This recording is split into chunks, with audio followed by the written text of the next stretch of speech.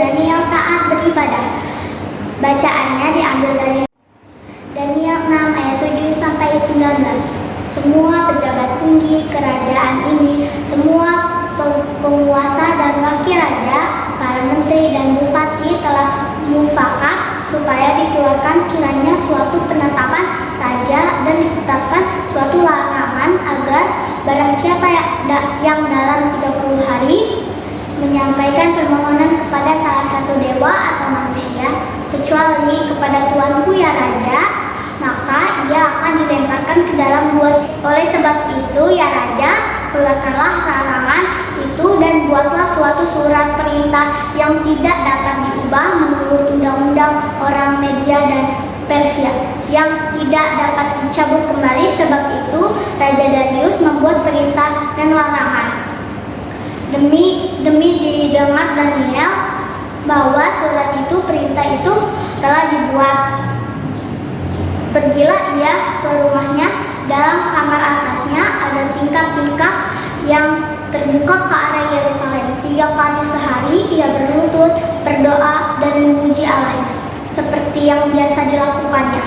Lalu orang-orang itu bergegas-gegas masuk ke dalam, mendapati Daniel sedang berdoa dan bermohon kepada Allahnya. Kemudian mereka menghadap raja dan menanyakan kepada raja tentang larangan raja. Bukankah tuanku mengeluarkan suatu larangan supaya setiap orang yang dalam 30 hari menyampaikan permohonan kepada salah satu dewa atau manusia, kecuali kepada tuanku ya raja, akan dilemparkan ke dalam gua singa? Jawab raja, perkara ini telah pasti menurut undang-undang orang Media dan Persia yang tidak dapat dicabut kembali.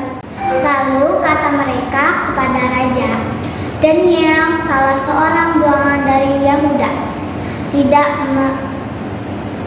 mengindahkan tuanku ya raja dan tidak mengindahkan larangan yang tuanku keluarkan. Tetapi 3 kali sehari ia mengucapkan doanya. Setelah raja mendengarkan hal itu, maka sangat bersedihlah ia dan ia mencari jalan untuk melepaskan Daniel. Bahkan sampai matahari masuk, ia masih berusaha untuk menolongnya. Lalu bergegas-gegaslah orang-orang itu menghadap raja, serta berkata kepadanya, ketahuilah ya raja, bahwa menurut undang-undang orang Media dan Persia tidak ada larangan atau penetapan yang dikeluarkan raja yang dapat diubah. Sesudah itu raja memberi perintah, lalu diambillah Daniel dilemparkan ke dalam gua singa. Berbicaralah raja kepada Daniel, Allahmu yang kau sembah dan dengan tekun, dialah kiranya yang melepaskan engkau. Maka dibawalah sebuah batu dan diletakkan pada mulut gua itu. Lalu raja mengecap itu dengan cincin materainya dan dengan cincin materainya para pembesarnya, supaya dengan hal Daniel tidak dibuat perubahan apa-apa. Lalu pergilah raja ke istananya. Berpuasalah ia semalam-malam itu. Ia tidak menyuruh datang penghibur-penghibur, dan ia tidak dapat tidur. Pagi-pagi sekali ketika fajar menyingsing, bangunlah raja dan pergilah dengan buru-buru ke gua singa.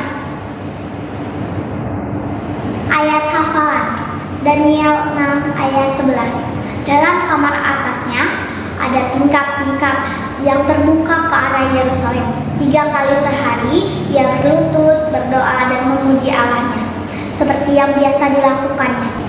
Teman-teman, mungkin kita sudah sering diingatkan oleh orang tua, guru maupun guru sekolah minggu kita agar kita jangan lupa berdoa, jangan lupa renungan, dan jangan lupa untuk datang beribadah ke gereja. Apalagi kemarin kita sempat sekolah minggu secara online. Pasti banyak tantangan yang dapat menjadi godaan untuk kita. Bisa saja kita tergoda untuk melihat yang lain atau malah bermain dengan gadget kita. Firman Tuhan hari ini bercerita tentang ketaatan Daniel dalam hal beribadah.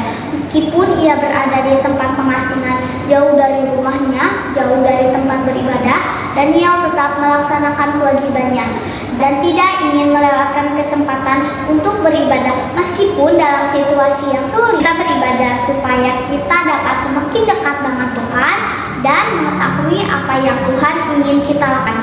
Dalam hidup kita ini, kita beribadah agar dapat mendengarkan firman Tuhan dan supaya firman Tuhan dapat masuk ke dalam hati kita dan menuntun langkah-langkah hidup kita.